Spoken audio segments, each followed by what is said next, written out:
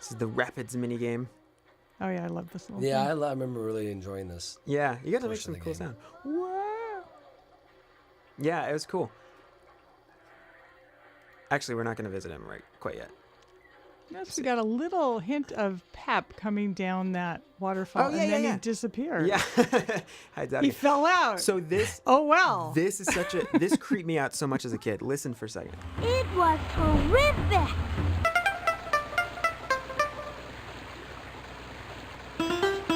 Do you know what that is? Yeah, that's from Deliverance. Deliverance. That's dueling Deliverance. banjos, Yeah, but I it know. isn't dueling banjos. It's kind not of backwards. It's It's very like fast. he's knocking it off. So Rhett, I contacted Rhett, who composed this about this, because this is one of the tracks we're turning this into this big, awesome 5-minute medley. It's really cool. But we're starting with this tune because we weren't going to just do this on its own. But I said I need titles for each of your tracks because I just don't have any. And he got back to me after like a couple months. And he was like, okay, this one is Antarctic Funk, this one is etc., and this one is Honk Like a Car. And I didn't get it for months. Sure. Honk like a car? Honk like a car. Oh, okay. Yes. I thought it was just sounded weird. Yeah. Then I was like, oh my God. Hello down there. Hello up there. Are you Kenya the lion cub? I sure Jason, you sound so cute. Yes. I'm stuck up on the rock. Can you jump? Not into the water. I can't swim. Then we're just going to have to figure out another way to... So, in working with my artist on this whole project, we would try to figure out little explanations for how things happened. Like, how did Kenya Get up on that rock. get up there? Sure. And what we came to was, I think, we can't even help her out. Oh, we can help out Masai. That's okay. We'll go in anyway. We think maybe, so it's the grand opening of the zoo. Maybe the waterfall was like turned off. It's like a water function instead of a natural thing. And she climbed down from there and then it got turned on and she couldn't climb back up. Or you have game designers who said, what the hell? Let's just put her up on this ledge Sure. and figure out a way to get her down. Which was more the case. You might be overthinking. Because 5-year-olds don't think about Right, of course. No, this is college age adults with nothing better to do. Who've made that their Smoke job. too much pot and they're trying to figure it out. How did Kenya get up there? Yeah. All right, so this is phase 1. This puzzle I think really caused me problems as a kid because none of the other animals have 2 phases to them. I think these guys tell jokes. Hang on a second. Bet I do. What did the boy octopus say to the girl octopus? I don't know. Hold your hand. Hold your hand. I have so many kid Nice. joke books. Oh my God. That's awesome. There's I this don't use them anymore, but whole joke. I don't know the details of it, but it involves a moose that's like 3 minutes long that those guys have. That it's another one of those. If you add this line of code into an internal file, they will tell this joke. Yeah. Do you remember writing anything like I that? don't, and that's probably something that they added. Sure. You know, 'cause Yeah, they're yeah. sitting around and going, "What Easter eggs can we throw in?" Yes, here? of You know? course. Yeah. Of course. Oh, we gotta go see Freddy Fish real quick. Hang on, because it's really nicely animated. Everybody looks really good. Oh wait, we'll do this one. Yeah.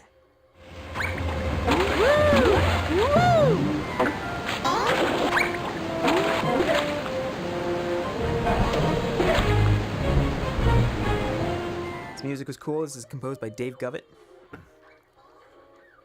Yeah, we'll go down this way. No, oh shoot! Dang it! I can't believe I did You went the wrong way. I went the wrong stinking way. Well, you can do it I again. can do it And one again, more and time. again. and again.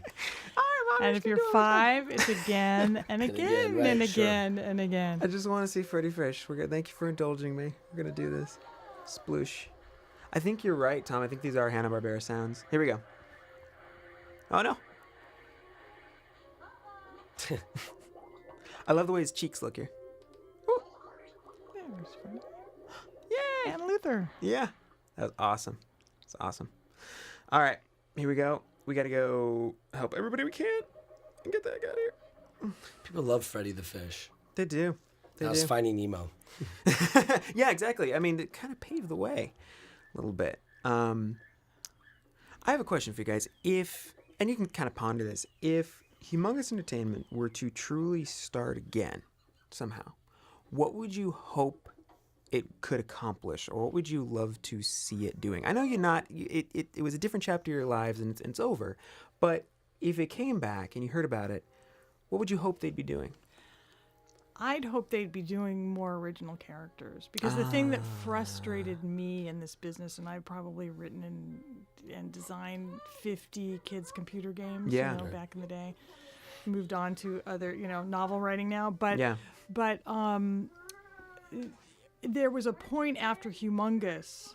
It was only Humongous who had the original characters. Yeah, exactly. And then the licensed characters took over. Yeah. And then you were a slave to the licensed characters. And Yeah. my experience, doing Madeline and Mr. Potato Head and all these other things for other places, is they would outsource all of their development work. Yeah. And then I'd go in and they'd say, well, we want it to be just like Putt-Putt, or we want it to be Yeah. just like Freddy Fish. But we have half the budget. Right. And we're not, and our, we don't do our art and our programming internally. Yeah. Like, well, that's not going to work. Yeah, exactly. Sorry. Yeah. We want So it to be. that was the end of that business, really. That was the beginning I of see. the end of that business. Yeah. The game, the story game business. Yeah. Jeez. Well, yeah, and it's so tough to create a new brand, or at the very least, it's so scary for so many people. They don't want to create something new; they want to create something familiar and Yeah. established. They want to create something familiar and established. Like, Right. it don't work that way. Well, and Humongous did Blue's Clues that I worked on, and Yeah. they were. Were you? I loved those. I loved Blue's Clues as a kid. And Yeah. I did love those Blue's Clues games. I thought they were really well done, well programmed, and nicely written and stuff. How did you feel about those?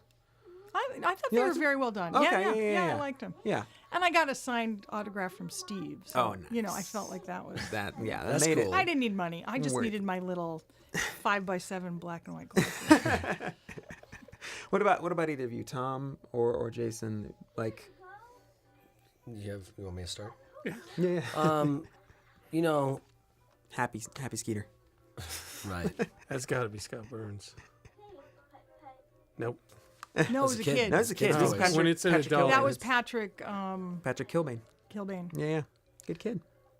I think with any company, what kind of happens, or at least what I've seen in the past, is they lose their vision, right? Yeah, of course. And they start taking on too much, and they start diluting the brand, and Yeah. oftentimes you just kind of need to get back to the basics. I think when you're trying to figure out, a company. I mean, look at even a company like Starbucks. They overcomplicated it for a while there, and then finally, they got back together and said, what do we do? And I believe their slogan is, one conversation, one cup of coffee at a time, right? Yeah. So they got back to the basics, and it'd be nice to see if Humongous ever did do anything again, is just really get back to what they're really good at, and that's making these games, and I think obviously now with kids now, there's so much going on. You'd have to make them, they'd have to be geared differently now, because that's a good point. There's so much stuff now that kids on iPads and Yeah, they're playing yeah. Angry Birds and this and that, and it's a different world now than